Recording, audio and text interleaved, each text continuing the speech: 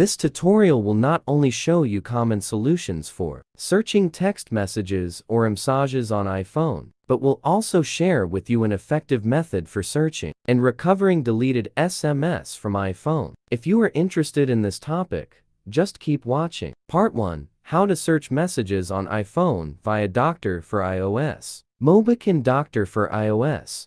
This is for users who are looking for a faster and convenient method. The point is that this software can find existing and deleted text messages. That is, it allows you to preview and recover deleted text messages. How to search texts on iPhone with Doctor for iOS. Step 1. Launch the installed software on your computer. Choose Recover from iOS device from the left sidebar and connect your iPhone to the computer via USB cable. Step 2. Select the Messages icon and tap on Start Scan. Step 3. After the scanning, you can see all the existing and deleted messages on your iPhone. Narrow down the result by typing relevant keywords in the search bar on the top right corner. Part 2.